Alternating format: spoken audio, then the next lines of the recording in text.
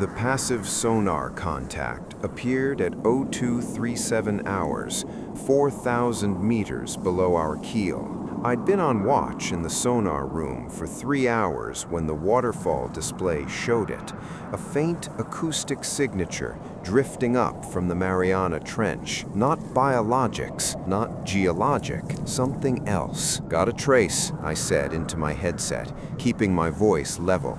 Bearing 270, range 12,000 yards, depth 4,000 meters. Chief Petty Officer Ramos leaned over my shoulder, studying the screen, his coffee breath mixed with the recycled air of the submarine. Classification? I toggled through the acoustic library, comparing the signature against every known sound in the database. Russian subs, Chinese diesel boats, whales, thermal layers, convergence zones, biological noise. Nothing matched. Unknown contact, I said. Low frequency, maybe 15 hertz. Intermittent. Ramos stared at the screen for a long moment. Then he did something I'd never seen him do in 18 months aboard the USS Scorpion. He reached above my console and flipped a red toggle switch I'd been told never to touch. The overhead speakers went silent. The green ready lights on our active sonar array went dark. Our most powerful sensor, the one that could map the ocean for miles in every direction, had just been manually disabled. "Chief," I said. "You didn't hear anything," Ramos said quietly.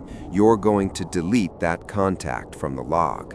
Then you're going to forget it existed." I looked at the waterfall display. The signature was still there, drifting slowly upward from the trench. Closer now, 3,800 meters. "Chief, there's something down there." "I know," Ramos said. "That's why we don't look. Some sounds in the deep ocean don't get logged. Some contacts don't get classified. Some things the Navy decided a long time ago we're better off pretending don't exist." My name is Marcus Chen. I served as a sonar technician second class aboard the USS Scorpion, a fast attack submarine. For 2 years, I listened to the ocean through the most sophisticated acoustic sensors ever built. I heard things that aren't in any manual, things that made senior chiefs break protocol, things that made captains change course without logging the reason. This is what I learned. The deep ocean isn't empty, and some of the things living down there are listening back. The training for submarine sonar work is exhaustive. 6 months at the Naval Submarine School in Groton, Connecticut, learning the physics of underwater acoustics, sound propagation, thermal layers, convergence zones, biological noise. You memorize the acoustic signature of every submarine in the world, the blade rate of their propellers, the mechanical transients from their pumps, the tonals from their electrical systems. You learn to identify whales by their calls, classify surface vessels by their engine harmonics, distinguish between a shifting cargo container on the ocean floor and an enemy mine. But there's another part of the training they don't put in the manuals. On my last day at the school, my instructor, a gray-haired senior chief named Holloway, pulled me aside after class. "Chen," he said, "you're heading to the Scorpion, Pacific Theater, deep water operations. Before you go, I need to tell you something off the record." We were alone in the sonar lab, surrounded by dark screens and silent equipment. There are acoustic phenomena in the deep ocean we don't understand, sounds that don't fit any known biological or geological classification, signals that seem to respond to our presence. The Navy's official position is that these are unknown natural phenomena requiring further study. He paused, choosing his words carefully. The unofficial position is different. If you detect an unclassified low-frequency signature below 3,000 meters, you follow Protocol 17. Do you know what that is? I shook my head. You go passive only. No active sonar, no acoustic transmissions of any kind. You do not attempt to classify or track the contact. You log it as acoustic anomaly with bearing, depth, and time. No additional details. And you do not discuss it outside the sonar room. Holloway's expression was deadly serious. These rules exist for a reason, Chen. The deep ocean is the last unexplored frontier on Earth. We've mapped more of the lunar surface than the Hadal zones of our own planet. There are trenches down there deeper than Everest is tall, where the pressure would crush a submarine like a beer can.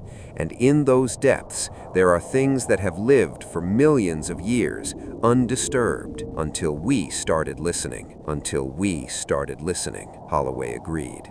The acoustic signatures we've detected suggest massive size, distributed intelligence, coordinated behavior, and most concerning, they seem to be aware of our sonar systems. They know when we're listening, and sometimes, Chen, they listen back. He handed me a small laminated card, similar to the emergency procedure cards we kept in every console. This is your copy of Protocol 17. Keep it with you, and if you ever detect one of these signatures, follow every step exactly. No improvisation, no curiosity. You hear something strange in the deep, you treat it like a live torpedo in the water. Quiet, careful, and ready to get the hell away. I looked at the card. It listed 6 rules. Upon detection of unclassified low-frequency signature below 3,000 meters, immediately cease all active sonar operations. Switch to passive listening only. Do not attempt to range, classify, or track the contact. Log contact as acoustic anomaly with bearing, depth, and time. No additional details. Alert command officer immediately. Do not discuss contact over general intercom. If contact approaches to within 5,000 yards, recommend immediate evasive depth change. If contact attempts acoustic communication or replication, implement communications blackout and recommend emergency ascent. Why isn't this in the official procedures? I asked. Holloway looked at the closed door, then back at me. Because the official position is that these contacts don't exist. Protocol 17 is what we call institutional knowledge, passed down through senior sonar techs, taught in conversations like this one, never written into any manual that could be FOIA'd or leaked to the press. But if something's down there, the Navy knows something's down there, Holloway interrupted. They knew since the 1960s, when the SOSUS network first went online. Those deep acoustic sensors picked up sounds that shouldn't exist. Massive objects moving at impossible speeds. Vocalizations from depths where nothing biologic should survive. And, most disturbing, organized patterns, almost like language. In 1968, the submarine USS Scorpion, the original one, not your boat, sank in the Atlantic. Official cause was catastrophic flooding, but some of the acoustic data recovered from SOSUS suggested something else, something massive circling the sub before it went down. They renamed your boat after it. A reminder. A reminder of what? That the ocean has rules we don't understand, and if we forget that, we pay for it. I joined the USS Scorpion 3 weeks later, carrying Protocol 17 in my pocket. I wouldn't need it for another 4 months, but when I did, I'd learn why the first Scorpion really sank. The USS Scorpion was a hunting machine, 362 feet long, displacing 7,800 tons, powered by a nuclear reactor that could run for 30 years without refueling. She could dive to depths over 800 feet, cruise silently at 25 knots, and carry enough weapons to sink a carrier group. Her sonar suite could detect a submarine 100 miles away, track surface vessels through their acoustic signature, and listen to biologics across thousands of miles of ocean.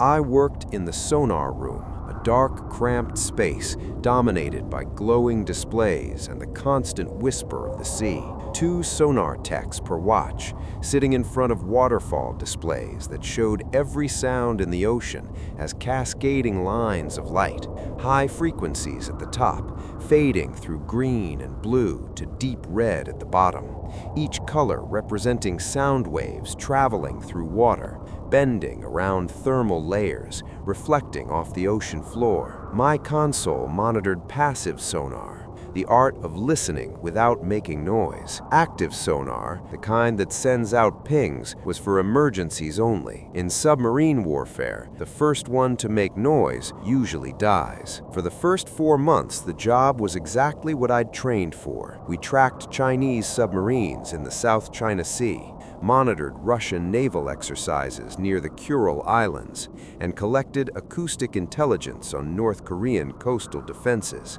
Standard Cold War stuff, even if the Cold War was supposedly over. The sonar contacts were routine: merchant vessels, fishing fleets, whales migrating through warm waters. Occasionally, something interesting: a Russian Akula-class sub running quiet, or a pod of orcas hunting tuna, but nothing that required Protocol 17 until the Mariana Trench. We were conducting deep-water acoustic surveys, mapping the thermal layers over the world's deepest ocean. Our mission briefing said we were gathering environmental data for submarine operations, but Chief Ramos had pulled me aside the night before we dove. "We're not really here for thermal surveys," he said. "We're here because 6 months ago, a Chinese sub went missing in these waters. No distress call, no debris, nothing, just vanished. ONI thinks they might have had a reactor breach, but the acoustic data from the area showed something else." "What kind of something?" "The kind that we don't talk about," Ramos said.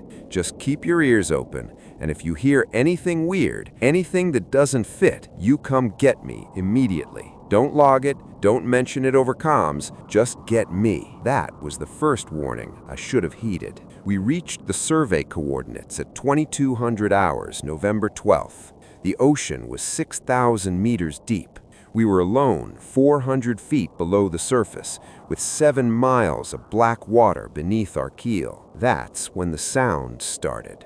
The first indication something was wrong came during the 0200 watch.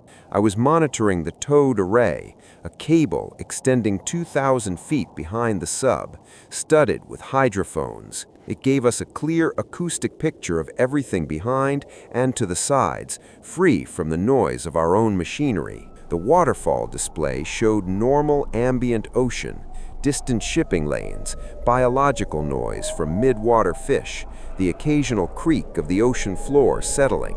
Then, at 0237, a new line appeared, deep red, almost black, low frequency, around 15 hertz, well below human hearing, but the computer enhanced it for analysis. The contact was distant, maybe 12,000 yards, but moving, rising slowly from deep water. I ran the signature through the classification system. Not a submarine, no mechanical transients, no propeller noise, not whale, wrong frequency, wrong modulation pattern, not geologic, it was moving too consistently, too smoothly. Unknown contact. That's when Chief Ramos disabled our active sonar and told me to delete the log. "I can't just delete it," I said, keeping my voice low. "The system automatically backs up to the ship's database. The XO reviews all contacts during his morning brief." "I'll handle the XO," Ramos said. "You handle the log." I looked at him. In 18 months, I'd never seen Ramos break protocol. He was the definition of by-the-book Navy. If he was telling me to falsify records, something's seriously wrong. "Chief, what is it?" Ramos stared at the waterfall display. The red line was still there, closer now. 3,600 meters, 3,200 meters, moving with a steady, patient rhythm. Not searching, not hunting, just ascending toward us. Captain William Vance arrived 3 minutes later. He was a compact man, early 40s, with the kind of intense focus that made him a natural submarine commander.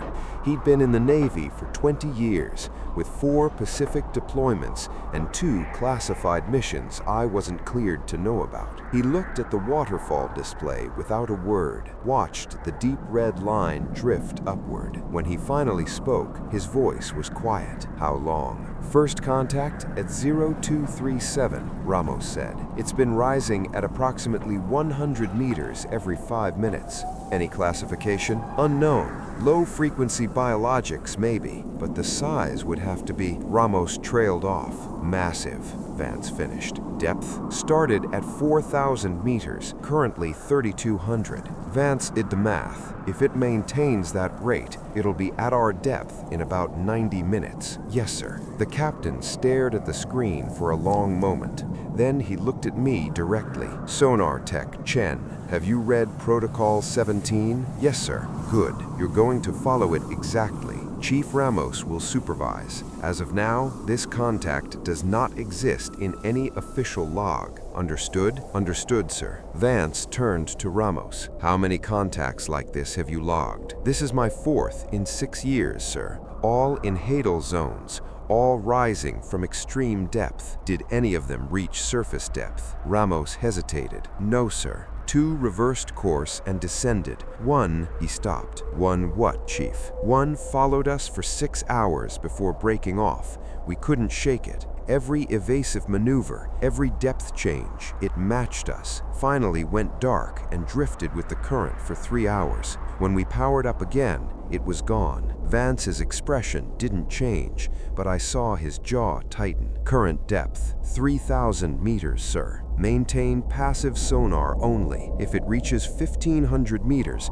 we ascend to periscope depth, and I'll signal the fleet. If it reaches 1,000 meters, he didn't finish. He didn't need to. If something from 4,000 meters deep decided to follow us to the surface, every submarine in the Pacific needed to know. Khan, Captain, Vance said into the sound-powered phone. Come to depth 600 feet, heading 180, speed 4 knots, silent running, rig ship for ultra-quiet. Throughout the submarine, systems began shutting down, non-essential machinery going offline, crew moving to bunks to reduce noise, every footstep measured and careful. We were disappearing into the ocean, becoming a ghost. On my display, the contact continued rising, 2,800 meters. I've spent 2,000 hours in that sonar room. I've heard Chinese submarines creeping through shipping lanes. I've heard the ocean itself groan as tectonic plates shift, but I'd never heard anything that made my hands shake.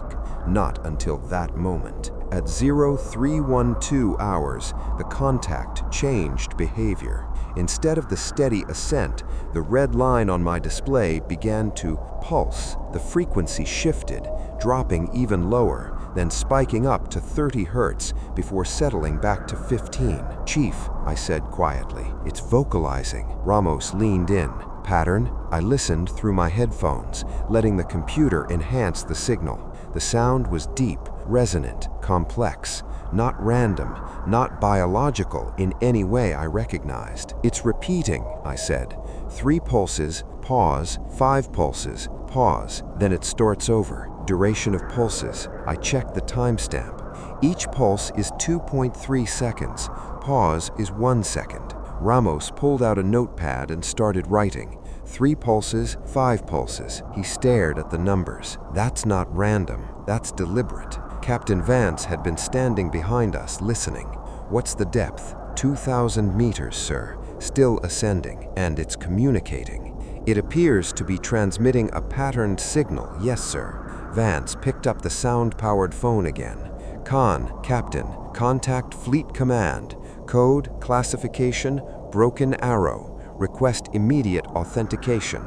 Broken Arrow. I knew that code from training. It meant something so serious, so far outside normal procedure, that only the highest levels of command could authorize a response. Sir, Ramos said carefully, if we transmit, it'll know exactly where we are. It already knows. Otherwise, it wouldn't be signaling. He was right. The pulsed transmission was omnidirectional, broadcasting in all directions through the water.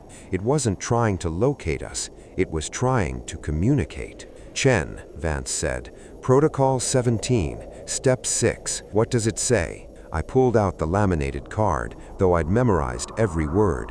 If contact attempts acoustic communication or replication, implement communications blackout and recommend emergency ascent. Implement communications blackout. Shut down everything that makes noise. Reactor coolant pumps to minimum.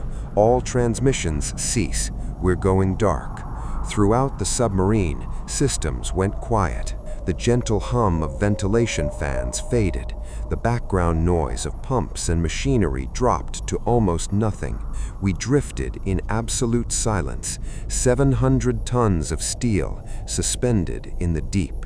On my display, the contact continued its signal. 3 pulses, 5 pulses, repeat, 1,800 meters. It was climbing toward us at the rate of 100 meters every 5 minutes, steady, patient, and now it was talking. At 0347 hours, the contact stopped ascending. For 3 minutes, it held position at 1,500 meters, barely a mile below us. Then, it did something that made my blood freeze. It replicated our machinery. The sonar display lit up with a new signature. Not the deep pulsing we'd been tracking, but something different. Higher frequency, mechanical, rhythmic. It sounded exactly like our reactor coolant pumps. Jesus Christ, Ramos whispered. I pulled the headphones tighter against my ears, listening to the acoustic profile. The frequency was perfect, 43 hertz, exactly matching our pump harmonics. The rhythm was identical. Even the subtle mechanical transients, the tiny vibrations that make each pump unique, were replicated with impossible precision. It's mimicking us, I said. Acoustic camouflage, Ramos said. Some whales can do it. Orcas, specifically. They'll replicate the sounds of their prey to confuse them. Whales don't live at 1,500 meters, I said, and they sure as hell don't sound like nuclear reactor pumps. On the display, the contact had split into 2 signatures, the original deep pulse and the new mechanical sound, both coming from the same location, as if whatever was down there had somehow learned our acoustic signature and was now broadcasting it back at us. Captain Vance grabbed the sound-powered phone. Captain, to all hands, this is the captain. We have an acoustic hazard.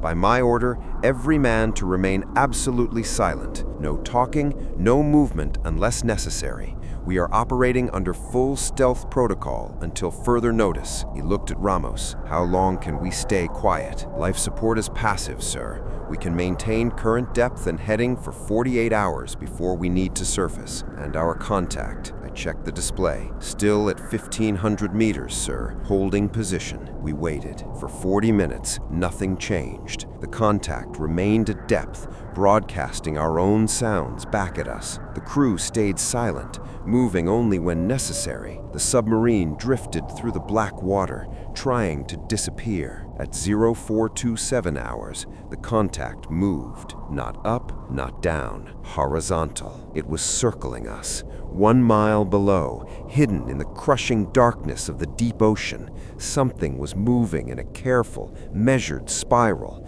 getting closer with each rotation. And with every circle, it replicated another sound from our submarine. First, it was our coolant pumps, then our electrical generators, then something I didn't have a classification for, a high-pitched mechanical whine that matched the frequency of our sonar array when it was powered on. It's cataloging us, Ramos said, learning every sound we make. Why? I asked. I don't know. Maybe it's how it identifies things. Maybe it's confused. Or maybe, he stopped. Maybe what, Chief? Maybe it's trying to communicate. Sound is all there is in the deep ocean. No light, too much pressure for chemical signals. Everything down there uses acoustics. If you want to talk to something in that environment, you repeat its sounds back to it.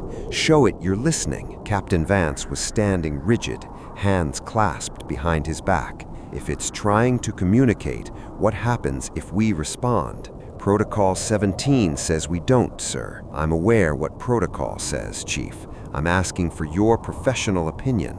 What happens if we acknowledge this contact, transmit something back? Ramos thought for a long moment. Sir, I've been a sonar tech for 16 years.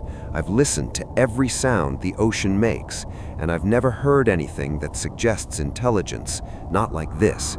If we respond, I don't know what it might do, but it already knows we're here. Yes, sir, and it's getting closer. I checked the display. The contact was now at 1,200 meters, spiral tightening. Each circle brought it approximately 100 meters closer to our depth. Estimate 14 minutes until it reaches our depth, I said. Vance made his decision. Chen, configure the active sonar for minimum power, single ping, directional, aimed directly at the contact. Don't map the area, just send one pulse. Let's see if it responds. Sir, Ramos interjected, if we go active, every vessel in 100 miles will hear us. That's the least of my concerns right now, Chief. I configured the system. Active sonar used a powerful transducer to send sound waves through the water. When the waves hit an object, they bounced back, and we could measure the distance, size, and shape. Submarines almost never used active sonar during operations because it gave away your position. It was like turning on a flashlight in a dark room. You could see, but everyone could see you too. Ready, sir? Send it. I pressed the transmit button. A single ping resonated through the ocean, a brief, powerful pulse of sound traveling at 1,500 meters per second through the water. It reached the contact in less than a second.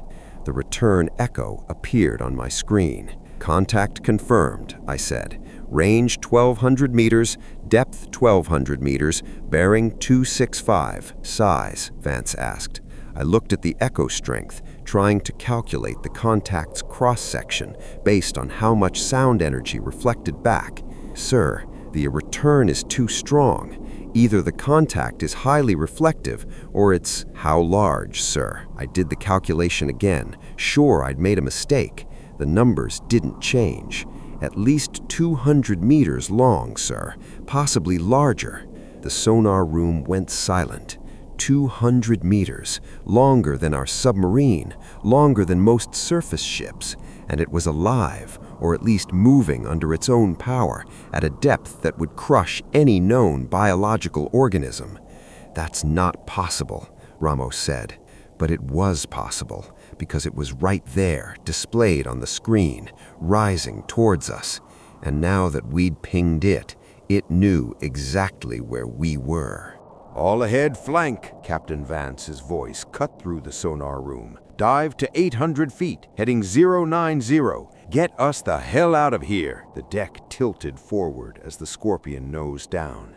The reactor pushed power to the propeller shaft. Our speed climbed. 10 knots, 15, 20. The silent running was over. Now we were running for survival. I kept my eyes locked on the display. The contact was accelerating impossibly fast. Speed estimate on contact? Vance demanded. I watched the range close. 35 knots, sir. Still accelerating. That's not possible, Ramos muttered. Nothing biological moves that fast at depth. The drag forces alone. It's closing to 1,000 meters, I interrupted. Vance grabbed the 1MC, the ship-wide announcement system. All hands brace for collision. This is not a drill. Throughout the submarine, men grabbed handholds, secured equipment, prepared for impact. In the engine room, throttlemen pushed the reactor to maximum output. We were running at flank speed now, 25 knots, the fastest our submarine could move. It wasn't enough. 800 meters, I called out. Speed now 40 knots. 40 knots. That was faster than a torpedo, faster than any known submarine.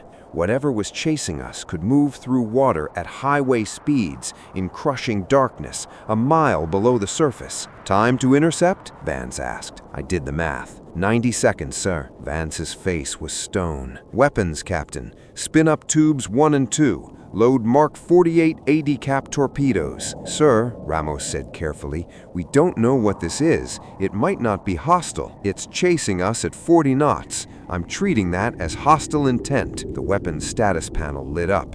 In the torpedo room, hydraulic systems loaded 2 Mark 48 80-cap torpedoes into the tubes. 3,500 pounds of high explosive, guided by active passive sonar, capable of sinking any ship afloat. "Tubes 1 and 2 ready, sir," the weapons officer reported over comms. "Hold fire. Weapons tight unless I give the order." On my display, the contact was now at 600 meters. Then, it did something I'd never seen before. It stopped. Not gradually, not drifting. It went from 40 knots to 0 in the span of a heartbeat. Like someone hit pause. 600 meters below us, 200 meters of something hung motionless in the water. "Contact has stopped," I reported. "Range 600 meters, depth 800 meters, bearing 270, no movement." "Maintain course and speed," Vance ordered. We continued running, putting distance between us and the contact. 1,000 meters, 1,500, 2,000. "Sir," I said, "contact is not pursuing." Vance didn't relax. "Maintain flank speed for 5 more minutes, then we'll slow and reassess." Those 5 minutes felt like 5 hours. Every man in the sonar room watched the display, waiting for the red line to move again. But it didn't. The contact held position, exactly where it had stopped. At 04:45 hours, Vance gave the order to reduce speed. We dropped to 10 knots, then 5, then settled into a quiet drift at 700 feet. "Sonar, Captain, status on contact?" "Contact remains stationary, sir. Range now 12,000 meters. No change in position for 8 minutes. "Is it dead?" I listened to the hydrophones. "Still detecting the acoustic signature, sir. Same low-frequency pulse. 3 beats, 5 beats, repeat." "It's still transmitting." Ramos leaned over my shoulder. "It's not chasing us anymore. It's just sitting there, broadcasting, like it's waiting." Waiting for what? That's when the second contact appeared. This one came from the north. Same depth, same acoustic signature, same impossible size. And 30 seconds later, a third appeared from the west. We weren't dealing with one entity. We were surrounded. "Multiple contacts," I said, fighting to keep my voice steady. "Contact 2, bearing 350, range 15,000 meters, depth 800 meters. Contact 3, bearing 280, 14,000 meters, same depth." "Classification?" Vance demanded. "Unknown, sir. Identical acoustic signatures to the original contact, all transmitting the same pattern." On the display, 3 red lines appeared in a rough triangle around our position. Not moving, not approaching, just there, surrounding us. Ramos pulled out a chart and plotted the positions. "Sir, they've formed a perimeter. If each of these contacts is approximately 200 meters long, they're spacing themselves at optimal intervals for—" He stopped. "For what, sir?" "For acoustic coordination, sir. Like a phased array. If they transmit simultaneously, they could triangulate any object in this area down to the centimeter. We'd have nowhere to hide." Captain Vance stared at the chart.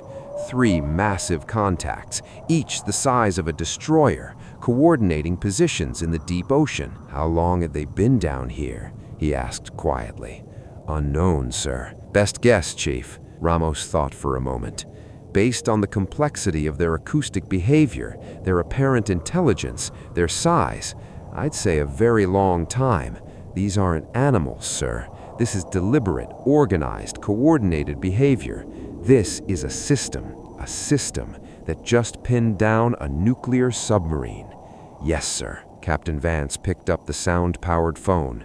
"Radio, Captain. Prepare to transmit emergency action message. Classification Pinnacle Broken Arrow. Authentication Alpha 79er. Pinnacle Broken Arrow, the highest priority message in the U.S. military. It meant we'd encountered something so serious that the president needed to be woken up immediately. "Sir," the radio operator responded, "to transmit at this depth, we'll need to trail the VLF antenna. It'll create significant drag and noise." "Do it. This information needs to get out even if it costs our stealth." In the radio room, technicians deployed the very low-frequency antenna, a long wire that trailed behind the submarine, picking up ultra-low-frequency radio signals from shore stations. It also worked in reverse, letting us transmit to the surface. The process took 4 minutes. 4 minutes where we sat dead in the water, surrounded by 3 unknown contacts, preparing to shout our position to anyone listening. "Antenna deployed, sir. Ready to transmit. Send it." The transmission burst went out, a compressed data package containing our position, the acoustic data from the contacts, and a brief description of the situation. It would reach Pacific Fleet Command in seconds, then cascade up to the Pentagon, NORAD, and the White House. Help would come, eventually. But we were in the middle of the Pacific, 300 miles from the nearest surface vessel. Even if they dispatched ships immediately, they were 8 hours away. We were alone. The transmission took 12 seconds. In that time, all 3 contacts moved, not toward us, away, diving deeper, accelerating, vanishing from our sensors, like they knew we'd called for help, like they understood what our transmission meant. "Contacts diving," I reported. "Contact 1 now at 1,000 meters, descending. Contact 2, same. Contact 3 breaking off to the west at 15 knots. Within 60 seconds, all 3 had disappeared from our sensors. The ocean was empty again, as if nothing had been there. "How far did they go?" Vance asked. "Contact 1 descended below 2,500 meters before we lost track. The others? I don't know, sir. They just faded from the display, like they went dark." "Can something that large just disappear?" "Not normally, sir. But if it stopped moving, stopped transmitting sound, and descended into a thermal layer, passive sonar might lose it." Ramos was staring at his notepad, the one where he'd written down the pulse pattern. 3 beats, 5 beats, repeat. "Chief?" I asked. "It's prime numbers," he said quietly. "What?" "The pattern. 3 and 5, both prime numbers. That's not a biological signal. That's mathematics. That's language." The implications hung in the air. We'd just encountered something in the deep ocean that understood mathematics, something that used acoustic signals to communicate in prime numbers, something that coordinated in groups and responded to our radio transmissions by retreating. "Sir," I said, "what happened to the original USS Scorpion?" Captain Vance was silent for a long moment. Then he nodded slowly, as if making a decision. "Chief Ramos, you have the con. Chen, with me, we're going to the captain's cabin." We left the sonar room and walked through the narrow passageways of the submarine. Crew members pressed against the walls to let us pass, their faces showing the strain of the last hour. Everyone knew something had happened. Word spreads fast on a submarine. Vance's cabin was small, barely larger than a closet, a fold-down desk, a narrow bunk, a small safe bolted to the wall. He closed the door behind us. "What I'm about to tell you is classified top-secret Umbra. If you repeat it to anyone without authorization, you'll spend 20 years in Leavenworth. Understood?" "Yes, sir." Vance unlocked the safe and pulled out a thin folder marked with security classifications I'd never seen before. He opened it and spread several documents on the desk. The USS Scorpion, SSN 589, sank on May 22, 1968. Official cause: catastrophic flooding, possibly due to torpedo malfunction. The wreck was found 5 months later in 10,000 feet of water, 400 miles southwest of the Azores. He pulled out a photograph, grainy, black and white, taken from a deep-sea submersible. It showed twisted metal, a shattered hull, debris scattered across the ocean floor. "That's the official story," Vance continued. "Here's the classified version." He pulled out another document, a SOSIS acoustic analysis dated June 1968. The sound surveillance system detected something the night Scorpion went down. Multiple low-frequency acoustic signatures, similar to what we just encountered. They appeared on SOSUS arrays across the Atlantic, all converging on Scorpion's last known location. I read the document. The technical language was dry, but the implications were horrifying. 6 large acoustic contacts, depth unknown, speed estimated at 30+ knots, converging on the submarine's location. Then a series of sounds consistent with hull collapse. Then silence. The Navy investigated, sent deep-sea submersibles, photographed the wreck, recovered some debris. The official conclusion was torpedo malfunction, but the acoustic data suggested something else. He pulled out a spectrograph, a visual representation of sound over time. It showed the same pattern we'd just heard. 3 pulses, 5 pulses, repeat. They've been down there for decades, maybe longer. The Navy's been tracking these acoustic signatures since SOSUS went online in the 1950s. They appear in deep water, usually over trenches and abyssal plains. They avoid shipping lanes, stay away from coastal areas. Most of the time, they ignore our submarines. Most of the time, there have been 3 confirmed encounters before tonight. 1968, the original Scorpion. 1974, a Soviet submarine in the Pacific. They claim it was a reactor accident, but the acoustic data suggests otherwise. And 2001, a French research submarine that had to emergent surface after detecting multiple large contacts at depth. The crew reported objects the size of ships moving at impossible speeds surrounding their vessel. Why didn't they tell us? I asked. Why isn't this in the training? Because the Navy doesn't know what they are. Unknown origin, unknown purpose, unknown capabilities. How do you train for that? How do you create protocols for something you don't understand? Protocol 17. Exactly.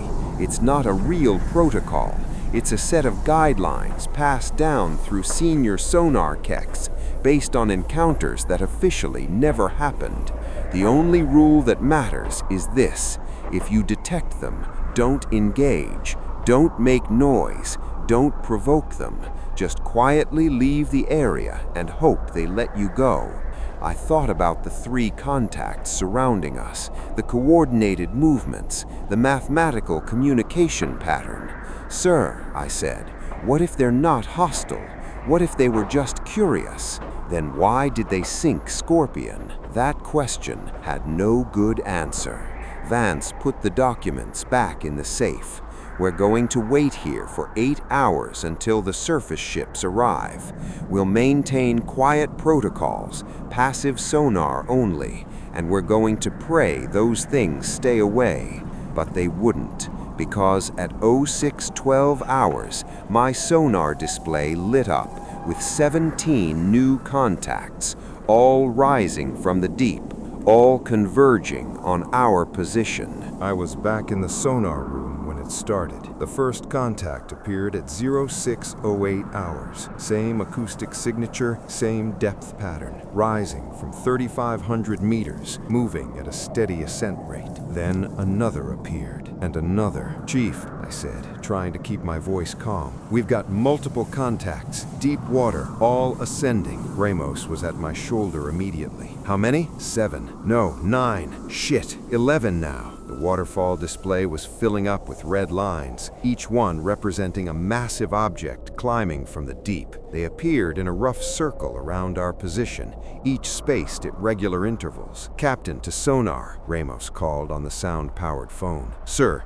you need to see this. Vance arrived 30 seconds later. He stared at the display without speaking. 17 contacts now, all at different depths between 2,000 and 3,500 meters, all rising at exactly the same rate, 100 meters every 5 minutes, just like the first one. They're coordinating, Ramos said. Look at the spacing. They're maintaining equal distances from each other and from us. That's not random, that's organized. Bearing to nearest contact? Vance asked. Contact Alpha, bearing 045, range 8,000 meters, depth 2,100 meters. Sir, they're all at approximately the same range. They formed a perfect circle around us. Vance studied the display. Range to the edge of their formation? Approximately 8,000 meters in all directions, sir. We're at the center. Can we run? I did the quick calculation. At flank speed, we could cover 8,000 meters in about 9 minutes. But sir,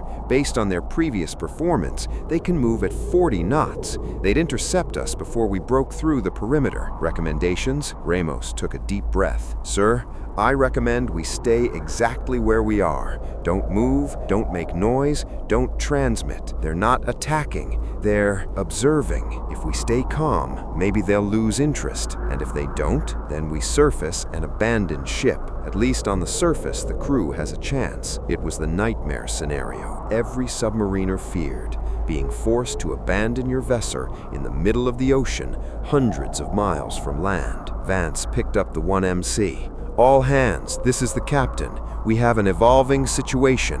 All personnel to remain at current stations. Maintain absolute quiet. This is not a drill. We waited. The contacts continued rising. 1,800 meters, 1,600 meters, 1,400 meters, moving with mechanical precision, like they were on rails. At 0643 hours, they reached 1,000 meters and stopped, all of them, simultaneously. 17 massive objects forming a perfect circle around our submarine, holding position exactly 1,000 meters below us. They've stopped, I reported. All contacts? Yes, sir. All holding at 1,000 meters, range 8,000 meters. The sonar room was silent, except for the soft ping of the displays. Outside, through the steel hull, we could hear nothing. The ocean is silent at this depth. No waves, no wind, no sound except what you bring with you. Then the transmission started. Not from one contact, from all 17, simultaneously. The same pattern, 3 pulses, 5 pulses, pause. 7 pulses, 11 pulses, pause. 13 pulses, 17 pulses, pause. Jesus, Ramos whispered. It's a sequence. 3, 5, 7, 11, 13, 17. Prime numbers, I said. They're counting in primes. They're showing us they understand mathematics. The transmission continued. 19 pulses, 23 pulses, the sequence climbing higher, each number a prime. Then it stopped at 47 pulses and started over. 3, 5, 7, 11, 13, 17, 19, 23, 29, 31, 37, 41, 43, 47. That's 14 prime numbers, Ramos said. He was writing them down furiously. Why 14? Why stop at 47? Captain Vance stared at the numbers. How many contacts do we have? 17, sir. And how many prime numbers less than 20? Ramos counted. 8, 2, 3, 5, 7, 11, 13, 17, 19. Add the first 4 together. 2 plus 3 plus 5 plus 7. That's 17. The implications were staggering. They weren't just transmitting prime numbers. They were transmitting information about themselves, their quantity, their organization, their mathematical understanding. This wasn't animal behavior. This was communication from an intelligence. Sir, I said quietly, I think they're trying to tell us something. What? I don't know. But they're not attacking. They're not threatening. They're introducing themselves. Vance looked at the 17 contacts surrounding us, each one the size of a destroyer, each one capable of moving at speeds no biological organism should achieve, each one contributing to a coordinated mathematical message. Recommendations? He asked. Sir, I recommend we respond, show them we understand. How? I thought for a moment. Our active sonar can pulse at any frequency we want. We could transmit the same sequence back to them. 3, 5, 7, 11. Show them we're listening, that we understand. And if that provokes them, sir, with respect, they've got us surrounded. They could have attacked at any point in the last hour. Instead, they're broadcasting mathematics. I don't think they're hostile. I think they're curious. Vance was quiet for a long moment. Chief Ramos, your opinion? Sir, I've been listening to the ocean for 16 years. I've never heard anything like this. But Chen's right. If they wanted to sink us, they'd have done it already. I think we should talk back. Vance made his decision. Chen, configure active sonar for low power transmission. Pulse sequence 3, 5, 7, 11, 13. Send it directional toward the nearest contact. Let's see what happens. My hands were shaking as I programmed the sequence.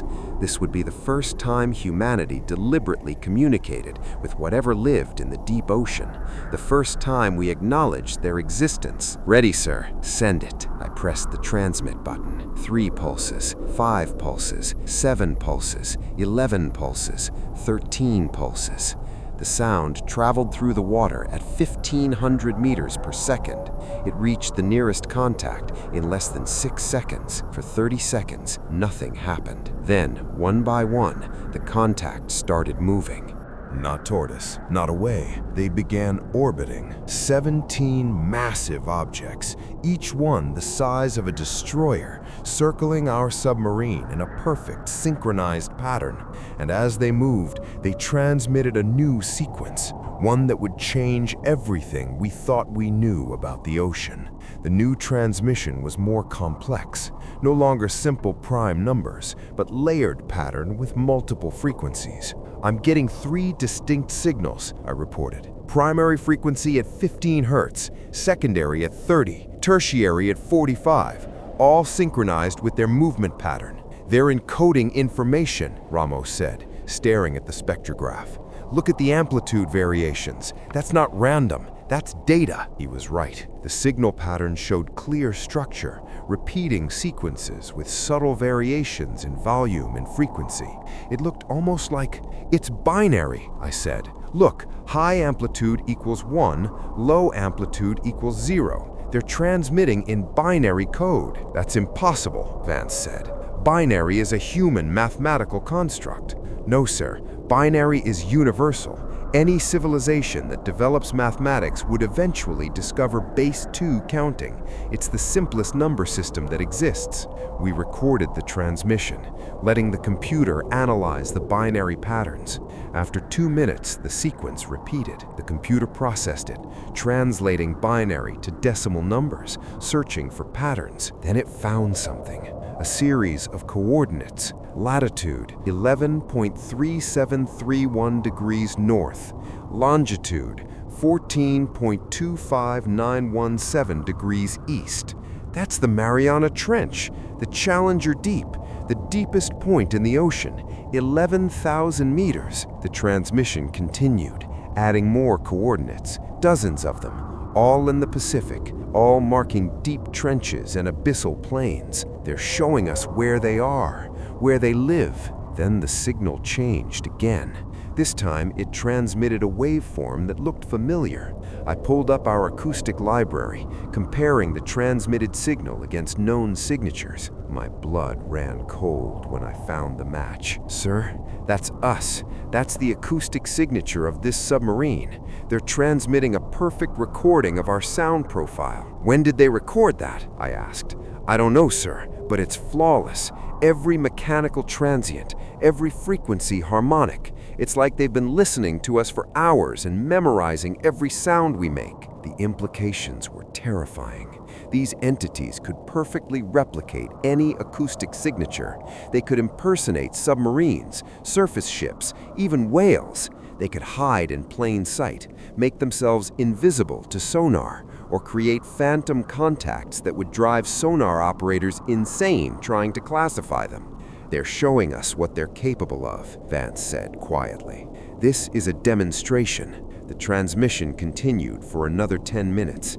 They sent coordinates, acoustic signatures, mathematical sequences. each one more complex than the last, each one proving their intelligence, their capabilities, their understanding of our technology. Then, at 0721 a.m., they stopped transmitting. The contacts held position for 30 seconds. Then, simultaneously, they dove. All 17 of them, descending at incredible speed. Within 90 seconds, they dropped below 2,000 meters. By 2 minutes, they were past 3,000. By 3 minutes, they were beyond our range of sensors, vanished into the deep trenches where no human vessel could follow. The ocean was silent again. We'd made first contact with an intelligent species living in Earth's oceans, and then they'd left, disappearing into depths we couldn't reach, leaving us with more questions than answers. Captain Vance stood in the sonar room, staring at the empty display. "Capture everything," he said quietly. "Every transmission, every coordinate, every acoustic signature. This goes straight to ONI and DARPA. They need to know what's down there." "Sir," I asked, "what do you think they wanted?" Vance thought for a long moment. "I think they wanted us to know they exist, to know we're not alone in the ocean, and to know that we're being watched." "Do you think they're dangerous?" "I think they're powerful enough that it doesn't matter if they're dangerous. If they wanted to sink every submarine in the Pacific, they probably could, but they didn't. They talked to us instead. That gives me hope." We stayed on station for another 6 hours until the surface ships arrived, a guided missile cruiser and 2 destroyers, searching for the submarine that had transmitted a broken arrow. But they couldn't help us, because the things we encountered lived in a world warships couldn't touch. At 19:45 a.m., we surfaced and transmitted our full report. 3 days later, I was debriefed by Naval Intelligence, and that's when I learned the truth about what's really in the deep ocean. The debriefing room in Pearl Harbor had no windows, just gray walls, a steel table, and 2 chairs. A camera in the corner recorded everything. The air conditioning was too cold, deliberately uncomfortable. Standard interrogation setup, designed to keep you off balance. I'd been there for 6 hours. The man across from me was Commander James Garrett, Office of Naval Intelligence, mid-40s, wire-rimmed glasses, the kind of bureaucrat who'd never served on a submarine, but somehow had authority over those who did. He'd been asking the same questions in different variations since 0800. "Let's go through it again, Petty Officer Chen. The first contact appeared at 0237 hours. What exactly did you hear?" "Low-frequency acoustic signature, approximately 15 hertz, rising from 4,000 meters. I've told you this 8 times already, sir." Garrett didn't blink. "And you classified it as unknown?" "Yes, sir. It didn't match any signature in our database." "Did you attempt to identify it through alternative means?" "I followed Protocol 17. That made Garrett pause. He exchanged a glance with the other person in the room, a woman I hadn't been introduced to. She wore civilian clothes but carried herself like military, probably CIA or NSA. "Where did you learn about Protocol 17? Garrett asked. "Senior Chief Holloway, during training at Groton. That protocol is not in any official manual." "I'm aware of that, sir." Garrett leaned back in his chair.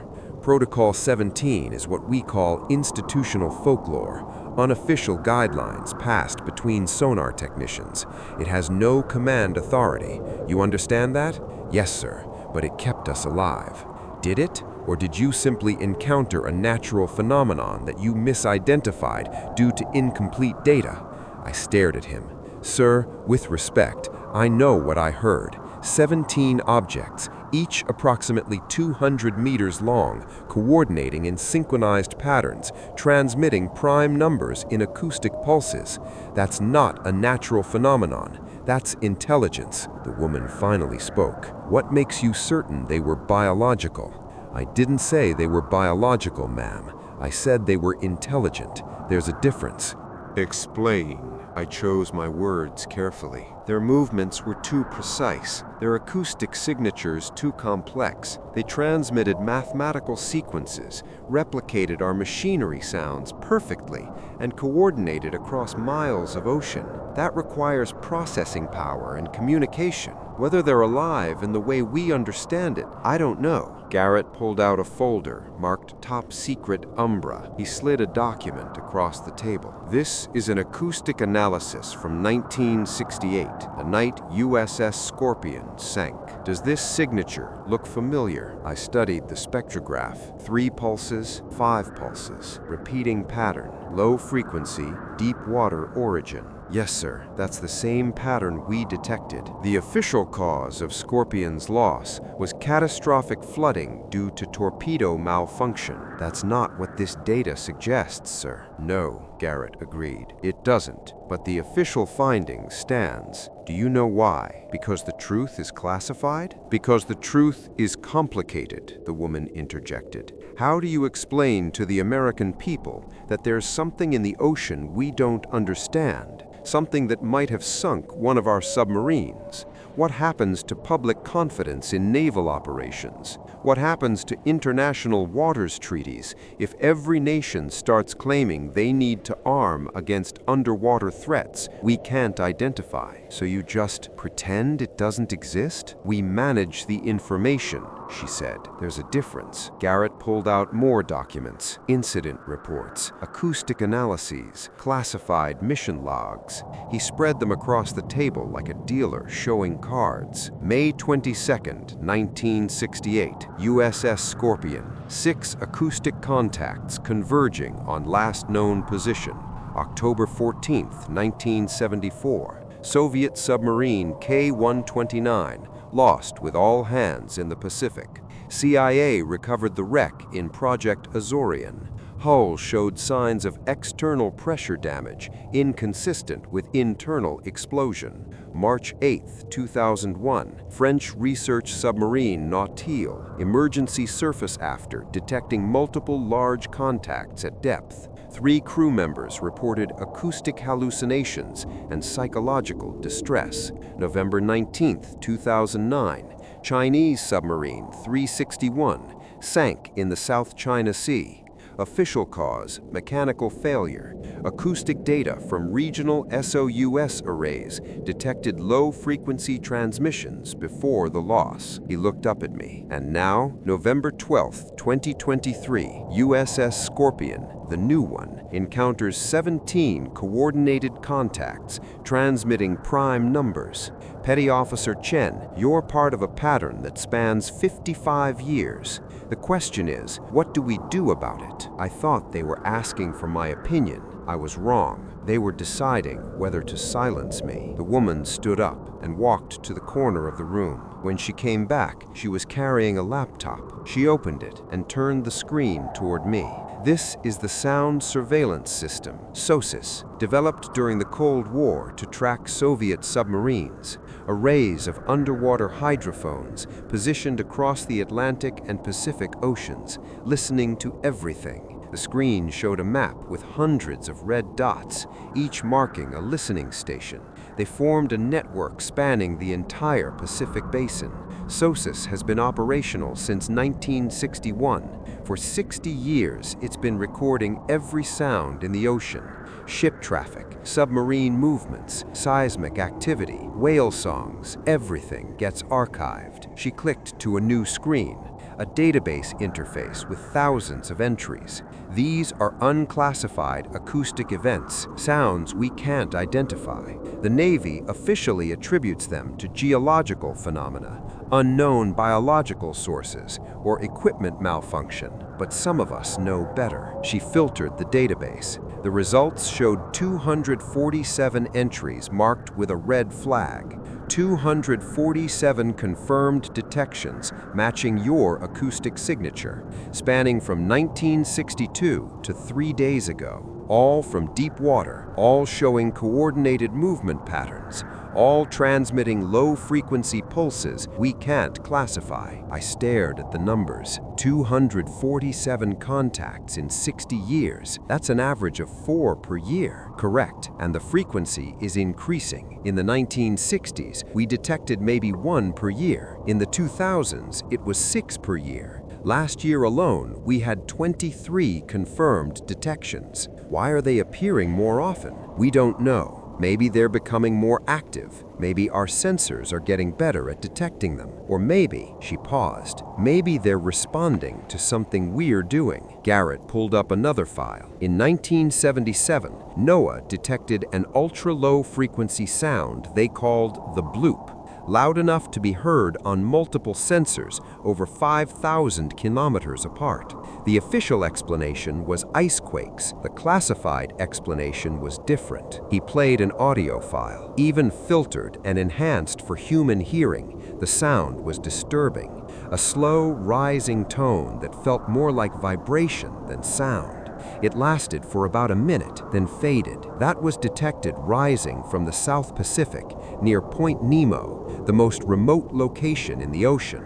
The source was estimated to be biological, but far larger than any known animal, at least twice the size of a blue whale. How large were the contacts we encountered? I asked. Based on your sonar data, approximately 200 meters long. That's 600 feet, longer than a blue whale by a factor of 3. The woman closed her laptop. Here's what we know. There is something living in the deep ocean. Multiple somethings. They're massive, they're intelligent, and they're coordinated. They communicate using acoustic signals. They avoid human contact most of the time, but occasionally they interact with submarines, usually when we venture into very deep water. In a few cases, these interactions have resulted in lost vessels. Do they sink our submarines deliberately? We don't know. It's possible the submarines were accidents, wrong place, wrong time. It's possible the entities were defending territory, or it's possible they were curious and accidentally destroyed what they were investigating. When you're that large and that powerful, curiosity can be fatal to smaller organisms. Garrett leaned forward. The point is, Petty Officer Chen, you've now seen classified information that confirms what you experienced. You know these entities exist. The question is, what are we going to do with you? My stomach dropped. Sir, you're a security risk. You know about the contacts. You have technical expertise to analyze them, and you're a trained observer who could credibly discuss this with journalists or researchers. That makes you dangerous to operational security. I took an oath, sir. I won't discuss classified information. We know. That's why you're still here, instead of in a cell. He slid a document across the table. This is a new assignment. Special Projects Division, Naval Undersea Warfare Center. You'll work with a classified team analyzing acoustic data from SOSUS and submarine sensors. Your job will be to identify, track, and characterize these contacts. You'll have access to 60 years of archived data, and you'll never set foot on a submarine again. You're grounding me? We're promoting you to a position where your skills are most valuable and your knowledge is controlled. You'll receive a security clearance upgrade, hazard pay, and access to resources most sonar techs never see. In exchange, you'll sign a non-disclosure agreement with enhanced penalties. If you violate it, you'll spend the rest of your life in prison. Do you accept? I thought about the alternative. Refusing meant a medical discharge, probably with some diagnosis that would discredit anything I might say later. Depression, stress disorder, hallucinations. They'd bury me and my story. I accept, sir. Good. Garrett stood up. You start Monday. Someone will brief you on the full scope of the project. For now, get some rest. And Chen, don't discuss this with anyone. Not your family, not your former crewmates. As far as anyone knows, you detected a geologic anomaly and we're investigating equipment malfunction. Clear? Clear, sir. They let me go at 1600 hours. I walked out of that windowless room into the Hawaiian sunlight, knowing I'd just traded my freedom for knowledge. I'd spend the next 6 months learning the truth about what lives in the ocean. And I'd learn why they're appearing more frequently. Because we did something that woke them up. The Naval Undersea Warfare Center in Newport, Rhode Island looked like any other military research facility. Guard stations, security fences, anonymous buildings with no windows. I reported on a cold Monday morning in December, 3 weeks after the Scorpion incident. The woman who'd been at my debrief met me at the entrance. She finally introduced herself. Dr. Sarah Voss, DARPA Advanced Technologies. I run the Deep Water Intelligence Analysis program. Officially, we study acoustic propagation and signal processing. Unofficially, she handed me a badge with clearances I didn't recognize. Welcome to Project Deepwatch. She led me through security checkpoints, each one requiring biometric scans and PIN codes. We descended 3 levels underground into a facility that felt more like a bunker than a research lab. The main operations center was massive, dozens of workstations arranged in a semicircle, each one displaying acoustic data from different ocean regions. Analysts sat at the consoles, headphones on, studying waterfall displays and spectrographs. On the far wall, a massive screen showed a real-time map of the Pacific, with colored dots marking acoustic detections. "This is Deepwatch," Dr. Voss said. "We monitor every hydrophone array in the Pacific and Atlantic. SOSUS, ISOSUS, CERTAS, all the undersea surveillance networks feed data here. We filter out ships, submarines, biologics, and natural phenomena. What's left are the unidentified contacts, the ones that don't fit any classification." She led me to a workstation. "This is yours. You'll have access to 60 years of archived acoustic data, classified mission reports, and real-time feeds from active sensors. Your job is pattern analysis. Look for patterns, behaviors, communication attempts. Try to understand what they are and what they want." "How many people work here?" I asked. 47 analysts, 12 research scientists, 6 Navy liaisons, and a handful of security personnel. Everyone has TSSCI clearance, minimum. Everyone has encountered the contacts in some form, either directly on submarines or through acoustic analysis. You're among people who know the truth. She pulled up a file on my workstation. "Start with this SOSUS archive from 1962 to present. Every unclassified acoustic event that might be related to the contacts. Read the reports, listen to the recordings, get familiar with the baseline." I opened the first file. USS Thresher, April 10, 1963.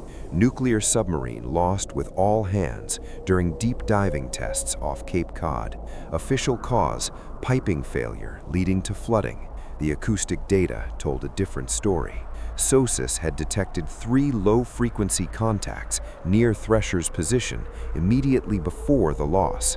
The submarine had been conducting tests at 1,300 feet, pushing her maximum operating depth. The contacts appeared suddenly, converged on the submarine, then vanished. 17 minutes later, Thresher imploded. The official investigation concluded the contacts were ambient noise from ocean currents. The classified analysis suggested something else. I spent 3 days reading incident reports.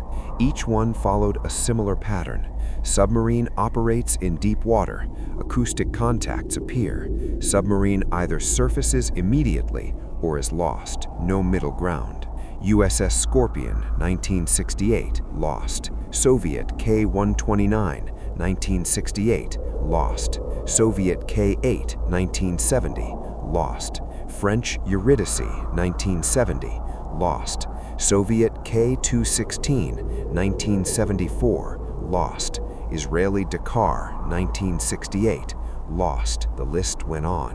Dozens of submarines from multiple nations, all operating in deep water, all experiencing acoustic anomalies before being lost or forced to surface. "Why don't we just avoid deep water?" I asked Dr. Voss during a briefing. "Because deep water is where the strategic value is," she said. "Because ballistic missile submarines hide in deep trenches. Attack subs use thermal layers in abyssal zones to mask their signatures. You can't conduct submarine warfare in shallow water, so we accept the risk." How many submarines have we lost to these things? That's the wrong question. You're assuming they're sinking submarines deliberately. The evidence suggests something more complex. She pulled up a chart showing submarine losses over time. The data was stark. Submarine loss rates had declined dramatically since the 1960s, from 10 to 15 per decade to just 2 to 3 per decade. Better technology, better training, better safety procedures. But there was an anomaly. "Look at this," Dr. Voss said, highlighting a cluster of losses. 1968 to 1974, 7 submarines lost in 6 years, all in the Pacific, all in deep water, all with unclassified acoustic contact detected before the loss. Then, in 1975, the losses stopped. For almost 20 years, not a single submarine was lost in circumstances involving acoustic anomalies. What changed? We think they learned. After 1974, we detected fewer contacts overall. The entities retreated to deeper water. They avoided areas with heavy submarine traffic. It's as if they realized we were dangerous and decided to stay away. Until recently, she agreed. Starting around 2005, detection frequency increased again. More contacts, closer to the surface, more active behavior. And 3 days ago, you encountered 17 of them coordinating in ways we've never seen before. That's not a random escalation. Something changed. She opened a new file, satellite oceanography data, showing sea temperature, currents, and depth measurements. In 2010, the Deepwater Horizon oil spill released 210 million gallons of crude oil into the Gulf of Mexico. Most of it stayed in the upper water column, but some sank. Deep-sea ROVs detected oil deposits on the ocean floor at depths over 4,000 feet. She pulled up more data. In 2011, the Fukushima nuclear disaster released radioactive isotopes into the Pacific. They spread via ocean currents, reaching deep water within months. In 2015, we started seeing massive die-offs of deep-sea coral, probably due to ocean acidification and warming. And all the while, we've been conducting seismic surveys, military sonar exercises, and deep-sea mining explorations. We're disturbing their habitat, I said. We're destroying it. The deep ocean isn't a static environment. It's changing rapidly due to human activity. Temperature rising, chemistry shifting, noise pollution increasing, and whatever lives down there is noticing. That's when I understood. The entities weren't appearing more frequently because they were becoming aggressive. They were appearing because we'd forced them to. We'd pushed into their territory, poisoned their environment, and filled the ocean with noise. They were being driven toward us, and eventually, they'd have nowhere left to go. Over the next 3 months, I analyzed every piece of data we had. I listened to recordings from SOSUS arrays dating back to 1962. The sound files were eerie, long periods of silence punctuated by brief, powerful transmissions. 3 pulses, 5 pulses, 7, 11, 13. The prime number sequence appeared in dozens of recordings, spanning decades and thousands of miles of ocean. But there were other patterns too. In 1986, SOSUS detected a series of pulses near the Mariana Trench that lasted for 6 hours. The pattern was complex, not just prime numbers, but what looked like a mathematical sequence related to the Fibonacci series, golden ratios embedded in acoustic frequencies. In 1997, hydrophones near Hawaii picked up what sounded like music, not human music, but organized tones with repeating melodic structures. The sound lasted for 90 minutes before fading. No known biological source could produce those frequencies. In 2012, a SIRTAS array detected what analysts called the conversation. 2 separate acoustic sources positioned 400 miles apart, transmitting back and forth in an organized pattern, call and response, lasting for 14 hours.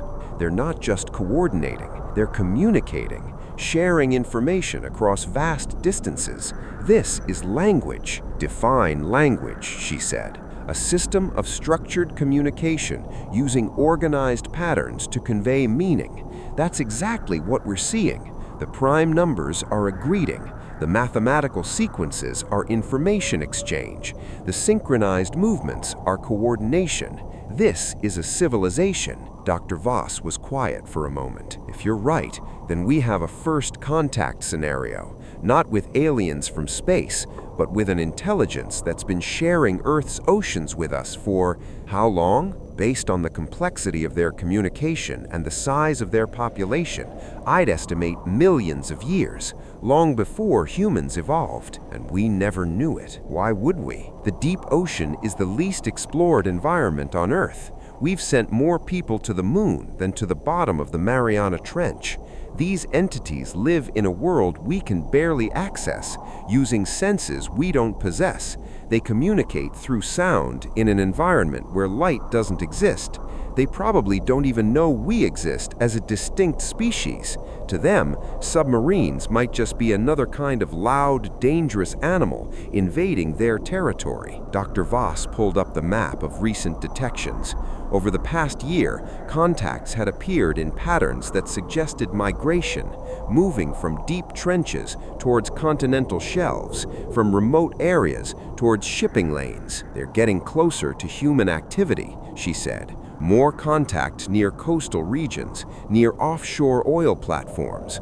Whatever's driving them toward us, it's accelerating. Do we have any way to communicate with them, to tell them we're intelligent, that we're not trying to harm them? DARPA has been working on that. Deep-sea acoustic transmitters designed to broadcast complex signals at frequencies they can hear. We've tried mathematical sequences, recorded whale songs, even music. No response. Either they don't understand, or they're not interested in talking to us, or they're afraid. That possibility hung in the air. These entities, massive, ancient, intelligent, might be fleeing from us, from our noise, our pollution, our presence. We'd become the apex predator in an environment where they'd ruled for millions of years. There's something else you need to see, Dr. Voss said. She pulled up a file marked Priority Alpha. 4 days ago, SOSUS detected a mass movement event in the Pacific. Over 100 acoustic contacts, all moving simultaneously from the Mariana Trench toward the Philippine Sea. The largest coordinated movement we've ever recorded. The map showed red dots streaming northward like a migration. 100 entities, each one the size of a destroyer, moving in formation. Where are they going? We don't know, but based on their current heading, she extrapolated the path. It led directly toward the South China Sea, one of the busiest shipping lanes in the world, home to multiple undersea telecommunications cables, and the site of ongoing territorial disputes between China, Vietnam, Philippines, and half a dozen other nations. They're heading toward human activity. Yes, and if they surface in international waters, if they appear on radar, if fishing vessels or cargo ships report seeing them, she didn't finish. Global panic, I said, or war. China's already paranoid about U.S. submarines in the South China Sea. If they detect multiple large contacts approaching their coastline, they might interpret it as an attack. We could have a military incident before anyone realizes these aren't submarines. That was 3 weeks ago. The contacts are still moving, still heading toward the most populated, militarized stretch of ocean on Earth. And tomorrow, I'm being sent back to sea, back on a submarine, because someone needs to be out there when they arrive. Someone who understands what they are. Someone who might be able to stop what's coming. The USS Columbia was newer than the Scorpion. Virginia class, same design, but commissioned just 2 years ago. Her crew didn't know me. Her sonar room felt unfamiliar, but the ocean sounded the same.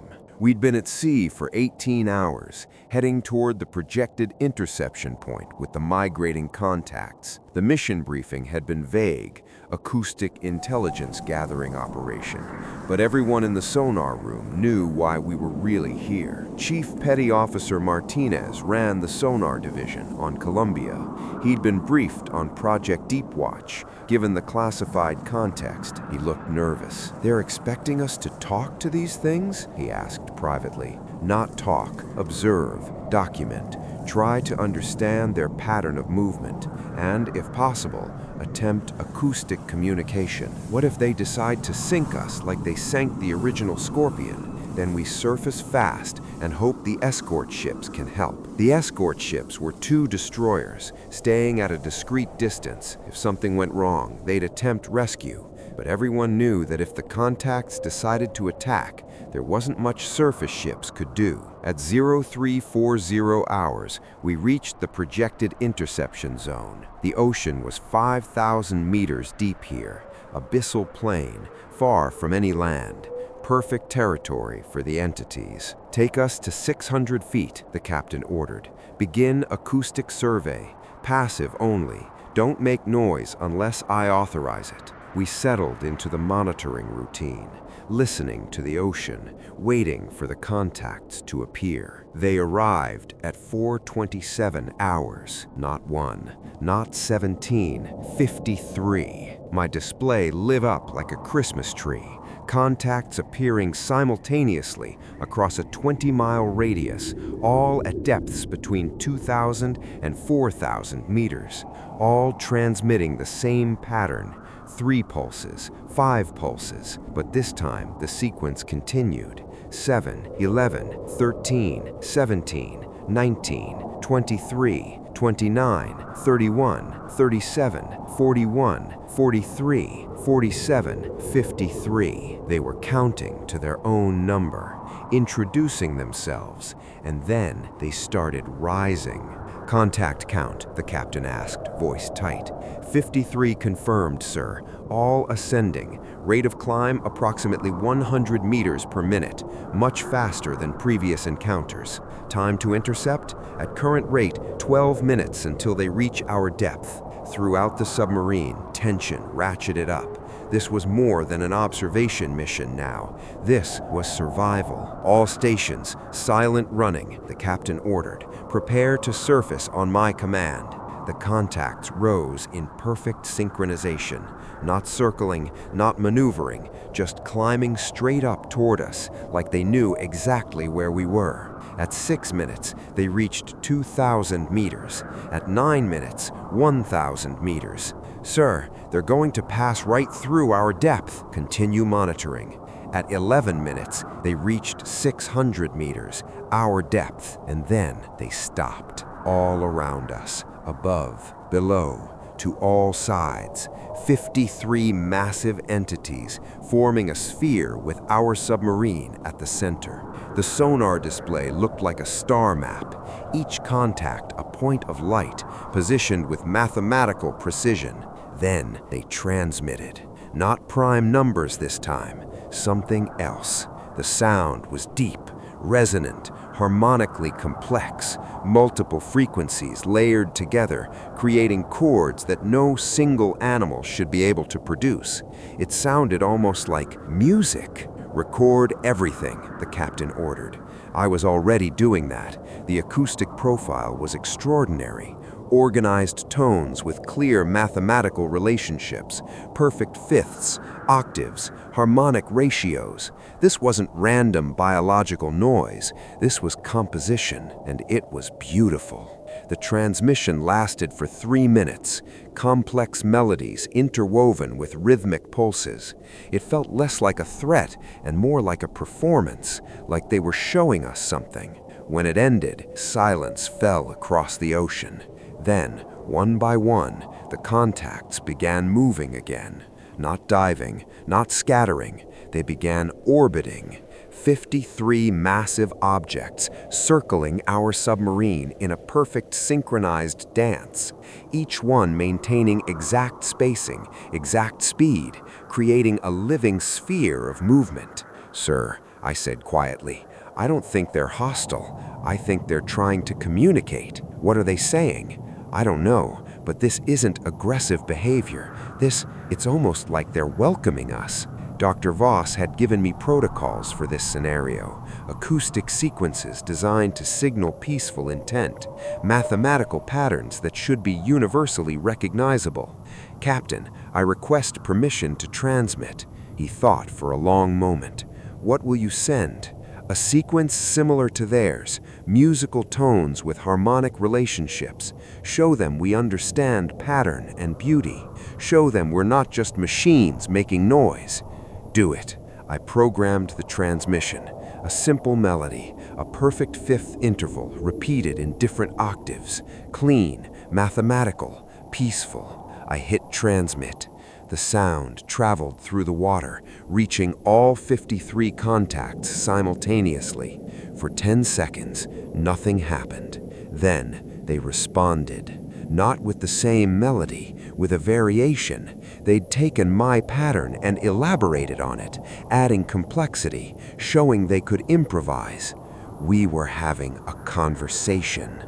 For the next 17 minutes, we exchanged acoustic patterns with an intelligence from the deep ocean. We taught them melodies. They taught us harmonics we'd never heard. And in that brief window, humanity made first contact with something that had lived on Earth longer than our species existed. But all conversations end. And what happened next would change everything. The acoustic exchange continued for 17 minutes. We sent simple mathematical patterns. They responded with elaborations. We transmitted harmonic intervals. They replied with chord progressions we'd never heard. It felt less like communication between species and more like recognition, like finding someone who spoke the same language you'd thought was unique to you. Chief Martinez was recording everything, his hands steady despite the impossibility of what was happening. The captain stood behind us, silent, watching the waterfall display light up with organized sound. Then, at minute 18, the pattern changed. The entities stopped responding to our transmissions. Instead, they began broadcasting something new. Not music this time, not mathematics, images. "Sir," I said, checking my display, "I'm getting acoustic imaging data. They're using focused sound waves to create three-dimensional maps, like sonar, but far more sophisticated than anything we can do." The sound waves they transmitted weren't simple pulses. They were complex waveforms that could penetrate through water, sediment, even solid rock, and return detailed information about structure and composition. It was technology we'd been trying to develop for decades. They were doing it naturally, and what they were showing us was terrifying. The acoustic images built up on my screen as the computer processed the data. First, a map of the ocean floor, the Mariana Trench, the Philippine Sea, the abyssal plains, normal topography. Then the image zoomed deeper, into the trench itself. 6 miles, 7 miles, 8 miles, into Hadal zones where no light penetrates and the pressure would crush steel like paper. And there, in the deepest parts of the trench, the imaging showed structures, not geological formations. Structures. "Jesus Christ," Martinez whispered. "Are those buildings?" They weren't buildings in any sense we'd recognize. No right angles, no clear architecture, but they had organization. Massive cylindrical formations arranged in patterns connected by what looked like tunnels or channels. They stretched for miles along the trench floor, half buried in sediment. "How old are these?" the captain asked. I tried to estimate based on sediment coverage and tectonic displacement. "Millions of years, sir. Maybe tens of millions. These structures predate human civilization by epochs." The acoustic imaging continued, showing more detail. Inside the structures were chambers, vast cathedral-sized spaces filled with what the imaging suggested was movement. Thousands of shapes, varying in size, all congregated in these ancient spaces. "It's a city," I said, "an underwater city, and they're showing us where they live." But the imaging didn't stop there. The entities transmitted another sequence, and the focus shifted, away from the deep trenches, up toward continental shelves, toward human activity. We saw undersea cables, oil platforms, shipping lanes, military installations, all mapped with perfect clarity. They knew exactly where we were, what we were doing, how deeply we'd penetrated their environment. Then, the imaging showed something else: damage. Sections of ocean floor scarred by deep-sea mining, dead zones where no life registered on the acoustic returns, plumes of contamination spreading through water columns, thermal vents that had stopped flowing, their ecosystems collapsed, and then they showed us what was happening to them. The imaging focused on one of the entities. The acoustic scan revealed internal structure, not bone exactly, but something similar, a skeleton of cartilage or dense tissue, organs we couldn't identify, a body plan unlike anything in our biological databases. But there were dark spots in the scan, lesions, damage, areas where tissue had broken down, where function had failed. They're dying, not from old age, not from natural causes, from environmental poisoning. The same contaminants we'd pumped into the ocean were killing them. "My God," the captain said.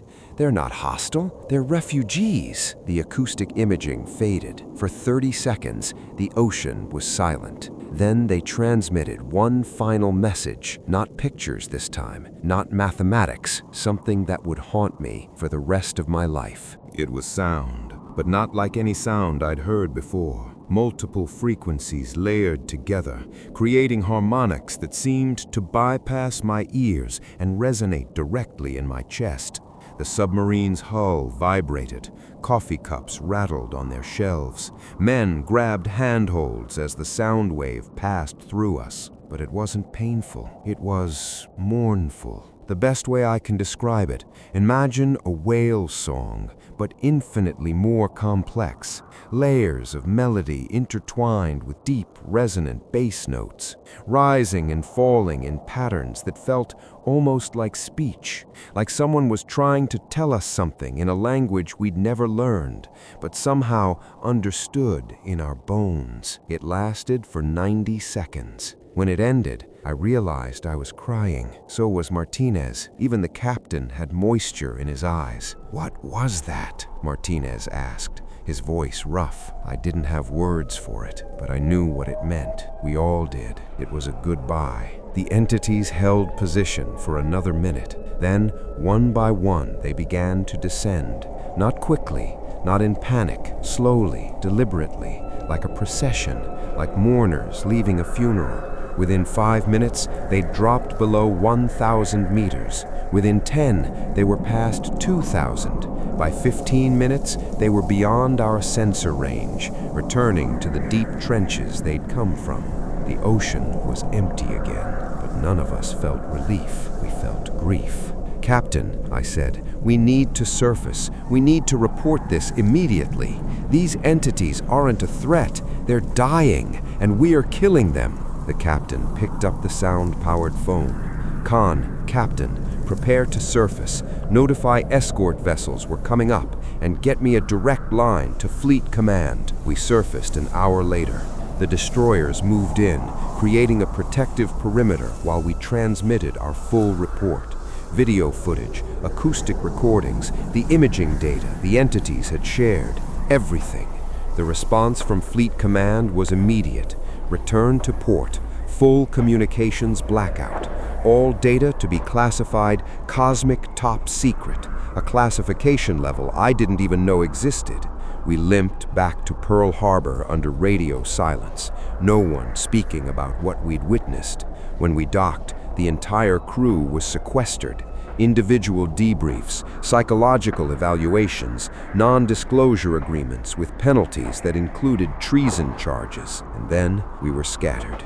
Different assignments, different bases. The crew of the USS Columbia was broken up, dispersed across the fleet, where we couldn't compare notes or build a collective narrative.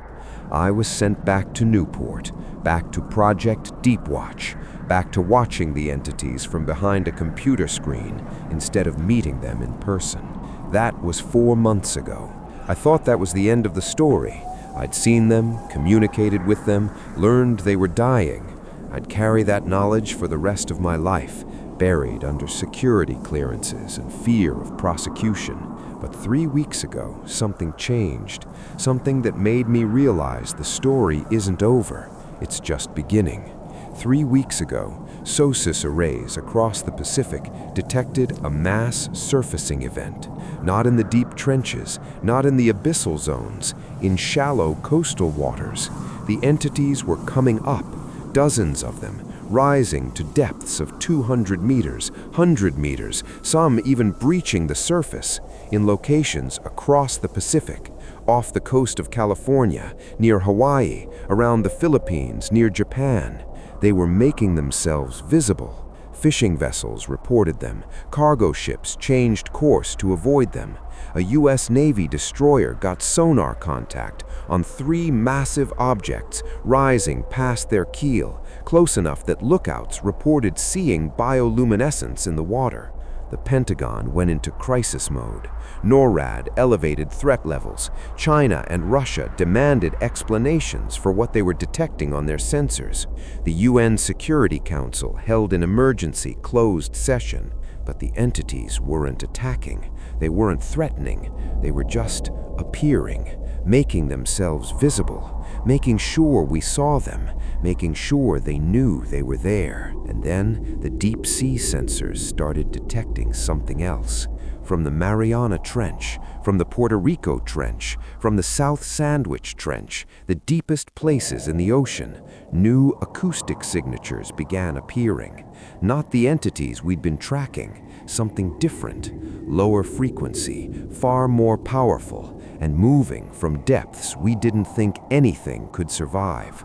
Dr. Voss showed me the data during an emergency briefing. We're detecting signatures from below 9,000 meters, below the hadopelagic zone, from parts of the ocean we've barely mapped. How many contacts? We've identified 15 distinct sources so far, but the acoustic profiles suggest they're much larger than the entities you encountered, possibly 10 times larger. I stared at the data. If the entities were the size of destroyers, these new contacts would be the size of aircraft carriers, maybe bigger. What are they? We don't know. But based on the timing, the migration of the smaller entities, their attempt to communicate with us, and now these larger signatures appearing, we think the smaller ones were trying to warn us. Warn us about what?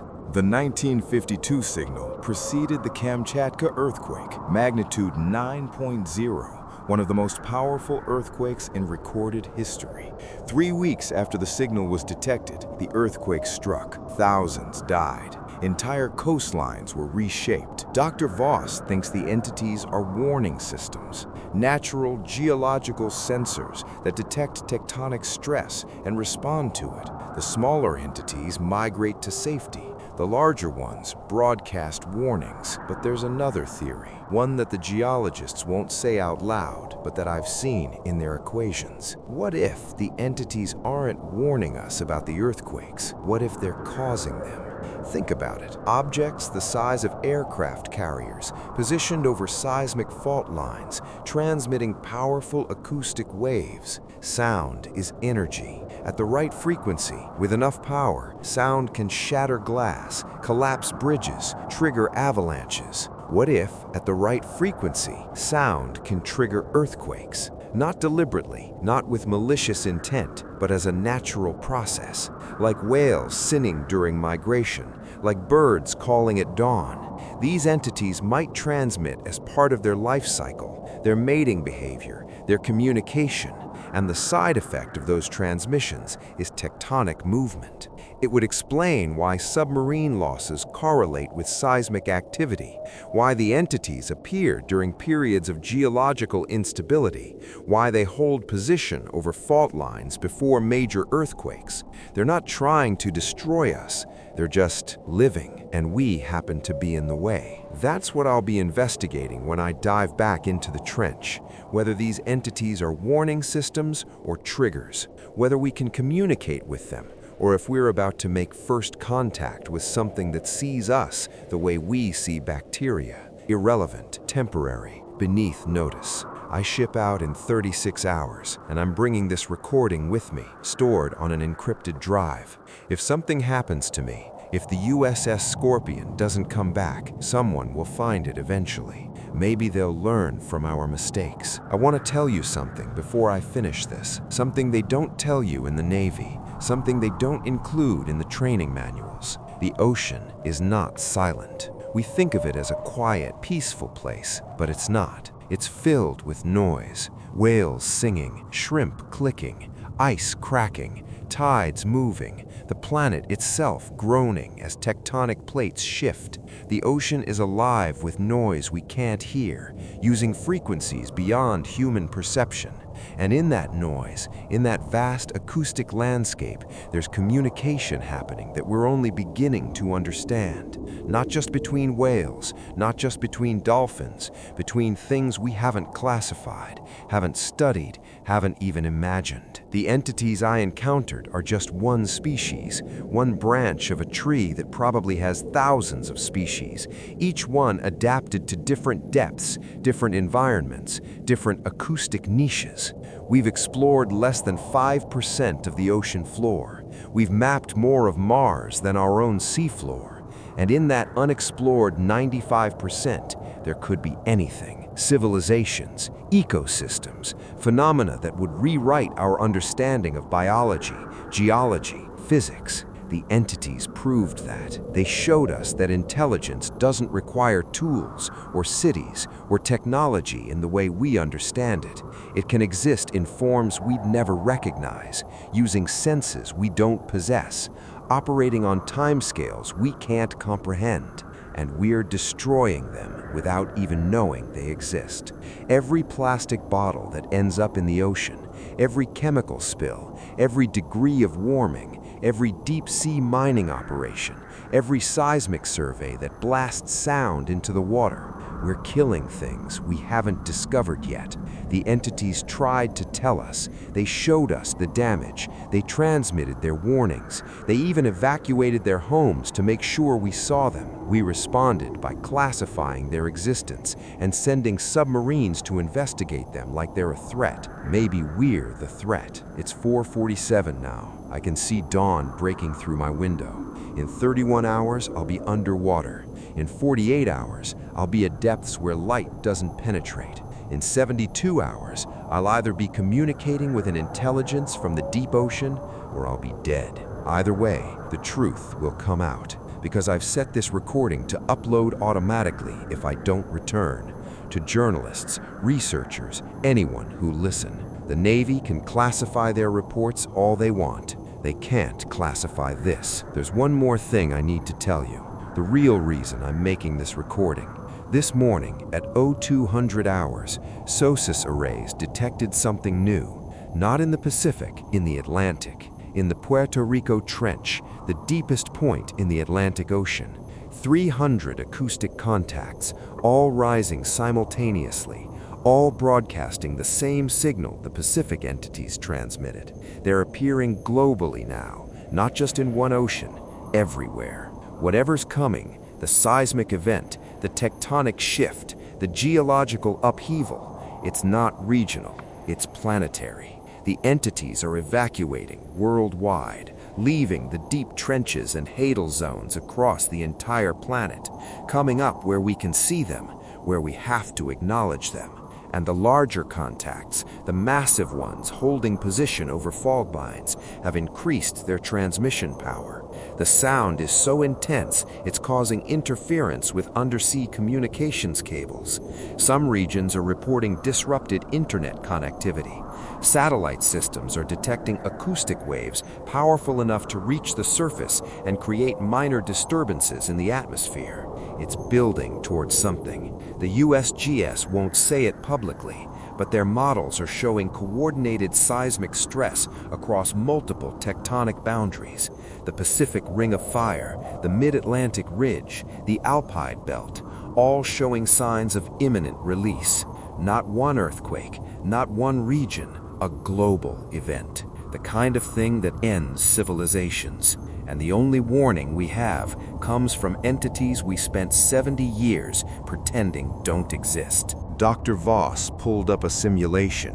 It showed the ocean floor, the trenches, the geological layers beneath, and deep in the mantle, pockets of movement, magma chambers, tectonic stress. The entities didn't just show us their cities, they showed us geological formations, seismic data. We ran the numbers through our predictive models and, she paused, they're predicting a seismic event, magnitude 9.5 or higher, originating from the Mariana Trench within the next 18 months. An earthquake? Not just an earthquake, a cascading tectonic shift. The Pacific Ring of Fire has been building stress for decades. When it releases, it could trigger earthquakes across multiple fault lines simultaneously. Indonesia, Japan, Philippines, the US West Coast, and the tsunamis. She didn't finish. That's what they were warning us about. The entities that live in the trenches, they can feel the tectonic movement. They know what's coming, and they're evacuating. Evacuating where? Anywhere that's not the deep trenches, coastal waters, continental shelves, places they normally avoid because we're there. They're choosing proximity to humans over staying in their home territory. That's how desperate they are. I felt cold. What are the larger contacts? We don't know. Maybe they're deeper dwelling entities that are also fleeing. Maybe there's something else entirely.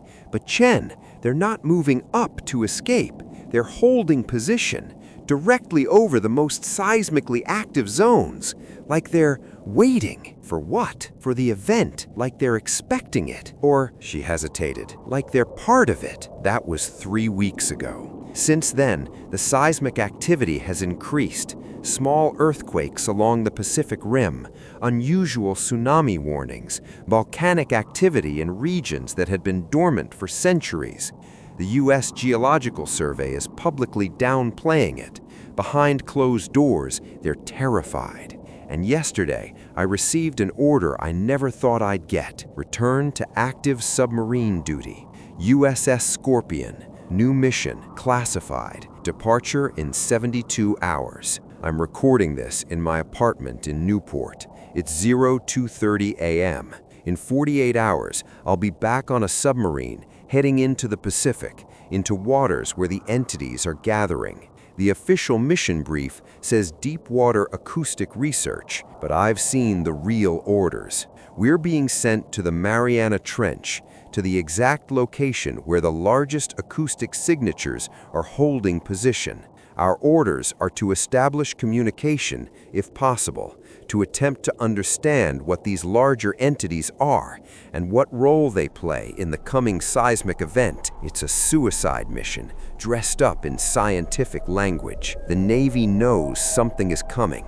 They know the entities were trying to warn us, and they're sending submarines down there to find out if we can do anything to stop it, or at least understand it before it happens. I'm recording this because I don't think I'm coming back, and if I don't, someone needs to know the truth. Not the classified version, not the official story, the truth. The deep ocean isn't empty. It never was.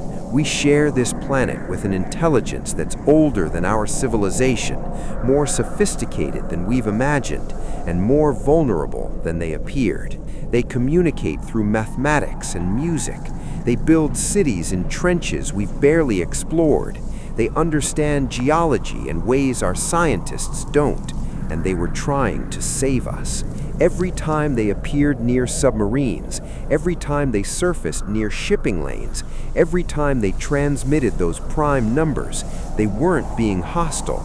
They were trying to get our attention, to tell us something is wrong with the ocean, something is wrong with the planet. We ignored them. We classified their existence. We covered up the encounters. We convinced ourselves they were natural phenomena, or enemy submarines, or mass hallucinations. And now they're fleeing, abandoning their homes, coming into our territory because their territory is about to be destroyed.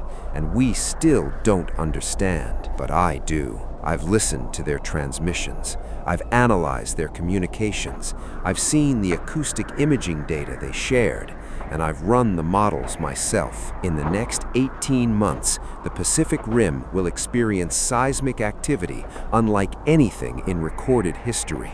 Earthquakes that will level cities, tsunamis that will reshape coastlines, volcanic eruptions that could alter global climate patterns, and the entities knew.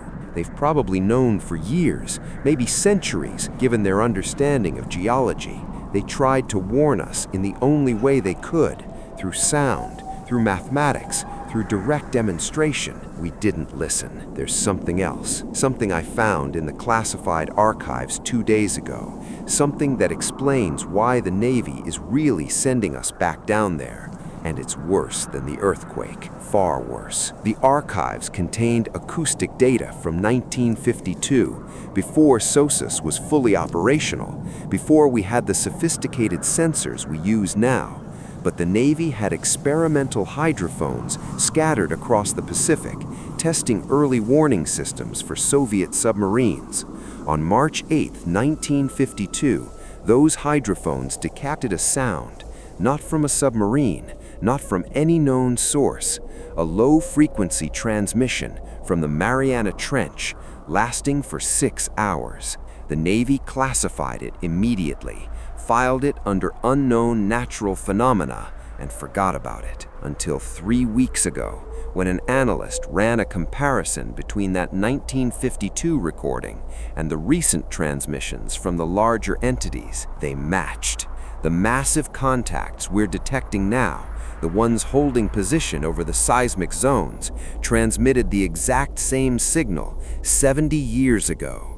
Whatever's down there has been there for at least 70 decades, possibly longer, and it only broadcasts during high seismic activity. The 1952 signal preceded the Kamchatka earthquake, magnitude 9.0, one of the most powerful earthquakes in recorded history. 3 weeks after the signal was detected, the earthquake struck. Thousands died. Entire coastlines were reshaped. Dr. Voss thinks the entities are warning systems, natural geological sensors that detect tectonic stress and respond to it. The smaller entities migrate to safety. The larger ones broadcast warnings. But there's another theory, one that the geologists won't say out loud, but that I've seen in their equations. What if the entities aren't warning us about the earthquakes? What if they're causing them? Think about it. Objects the size of aircraft carriers, positioned over seismic fault lines, transmitting powerful acoustic waves. Sound is energy. At the right frequency, with enough power, sound can shatter glass, collapse bridges, trigger avalanches. What if, at the right frequency, sound can trigger earthquakes? Not deliberately, not with malicious intent, but as a natural process, like whales sinning during migration, like birds calling at dawn. These entities might transmit as part of their life cycle, their mating behavior, their communication, and the side effect of those transmissions is tectonic movement. It would explain why submarine losses correlate with seismic activity, why the entities appear during periods of geological instability, why they hold position over fault lines before major earthquakes. They're not trying to destroy us, they're just living, and we happen to be in the way. That's what I'll be investigating when I dive back into the trench, whether these entities are warning systems or triggers, whether we can communicate with them, or if we're about to make first contact with something that sees us the way we see bacteria. Irrelevant, temporary, beneath notice. I ship out in 36 hours, and I'm bringing this recording with me, stored on an encrypted drive. If something happens to me, if the USS Scorpion doesn't come back, someone will find it eventually. Maybe they'll learn from our mistakes. I want to tell you something before I finish this, something they don't tell you in the Navy, something they don't include in the training manuals. The ocean is not silent. We think of it as a quiet, peaceful place, but it's not. It's filled with noise, whales singing, shrimp clicking, ice cracking, tides moving, the planet itself groaning as tectonic plates shift. The ocean is alive with noise we can't hear, using frequencies beyond human perception. And in that noise, in that vast acoustic landscape, there's communication happening that we're only beginning to understand. not just between whales, not just between dolphins, between things we haven't classified, haven't studied, haven't even imagined. The entities I encountered are just one species, one branch of a tree that probably has thousands of species, each one adapted to different depths, different environments, different acoustic niches. We've explored less than 5% of the ocean floor. We've mapped more of Mars than our own seafloor. And in that unexplored 95%, there could be anything. Civilizations, ecosystems, phenomena that would rewrite our understanding of biology, geology, physics. The entities proved that. They showed us that intelligence doesn't require tools or cities or technology in the way we understand it. It can exist in forms we'd never recognize, using senses we don't possess, operating on timescales we can't comprehend. And we're destroying them without even knowing they exist.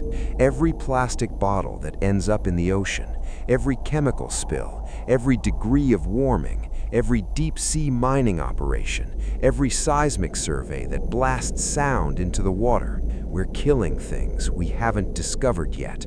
The entities tried to tell us. They showed us the damage. They transmitted their warnings. They even evacuated their homes to make sure we saw them. We responded by classifying their existence and sending submarines to investigate them like they're a threat. Maybe we're the threat. It's 4:47 now. I can see dawn breaking through my window. In 31 hours, I'll be underwater.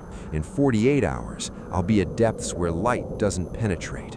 In 72 hours, I'll either be communicating with an intelligence from the deep ocean or I'll be dead. Either way, the truth will come out, because I've set this recording to upload automatically if I don't return. To journalists, researchers, anyone who listen. The Navy can classify their reports all they want. They can't classify this. There's one more thing I need to tell you. The real reason I'm making this recording. This morning at 0200 hours, SOSUS arrays detected something new. Not in the Pacific, in the Atlantic. In the Puerto Rico Trench, the deepest point in the Atlantic Ocean. 300 acoustic contacts, all rising simultaneously, all broadcasting the same signal the Pacific entities transmitted. They're appearing globally now, not just in one ocean, everywhere. Whatever's coming, the seismic event, the tectonic shift, the geological upheaval, it's not regional, it's planetary. The entities are evacuating worldwide, leaving the deep trenches and hadal zones across the entire planet, coming up where we can see them, where we have to acknowledge them. And the larger contacts, the massive ones holding position over fog lines, have increased their transmission power. The sound is so intense, it's causing interference with undersea communications cables.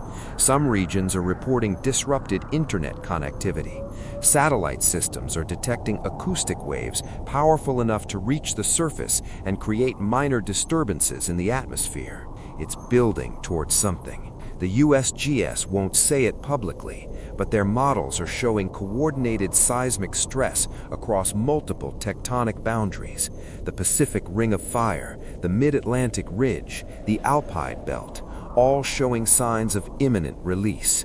Not one earthquake, not one region, a global event. The kind of thing that ends civilizations. And the only warning we have comes from entities we spent 70 years pretending don't exist. I don't know if we can stop it. I don't know if we can even survive it. But I know this. The entities tried to save us. They showed us what was coming. They gave us time to prepare. What we do with that time, whether we listen, whether we act, whether we finally acknowledge we're not alone on this planet, that's up to us now. In 6 hours, I'll receive my final briefing.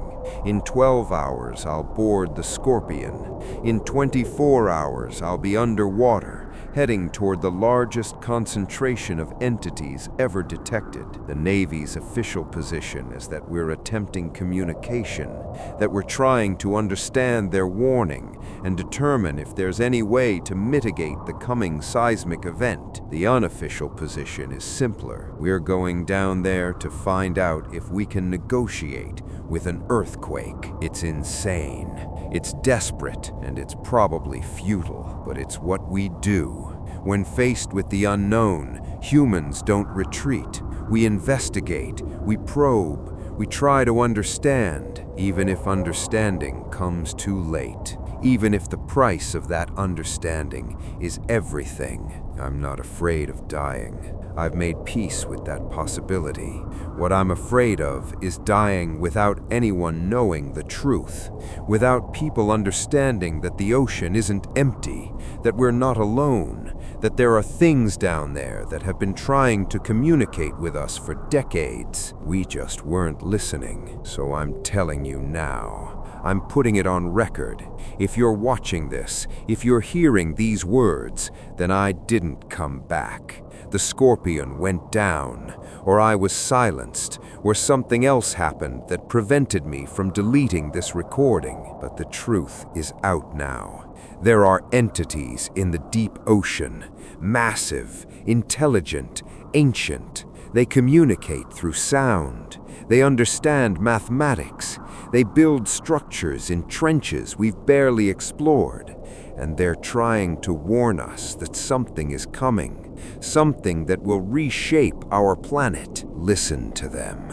Not with sonar, not with sensors. Listen with the understanding that intelligence takes many forms, that communication doesn't require words, that beings can be so fundamentally different from us that we mistake them for natural phenomena, for animals, for myth. Listen, learn, adapt, because if we don't, if we keep classifying and covering up and pretending these entities don't exist, then when the seismic event comes, and it will come, we'll be unprepared, unwarned, alone, and we'll have no one to blame but ourselves. It's 0531 now. The sun is fully up. I can hear traffic on the street outside. Normal people going to normal jobs, living normal lives. They have no idea what's happening in the ocean, what's building in the trenches, what's coming. I'm going to shower, pack my gear, and report for duty. And in 48 hours, I'll be in the Mariana Trench, attempting to communicate with something that might be a warning system, or a trigger, or something we don't have words for yet. If you're watching this, then I'm gone. But the entities are still there, still broadcasting, still trying to warn us. The question is, will we listen before it's too late? My name is Marcus Chen, Sonar Technician, 2nd Class, United States Navy, service number 4582-9471. This recording was made on March 15th, 2024 at 0531 hours local time, Newport, Rhode Island. If you're watching this, I didn't return from my final mission, but the entities are still out there, in the Pacific, in the Atlantic, in trenches and abyssal plains across the globe. They're rising, they're broadcasting, they're trying to tell us something. For the sake of everyone you love, everyone you'll ever meet, everyone who shares this planet with us, human and otherwise, please listen to them, because the deep ocean has been hiding more than just creatures.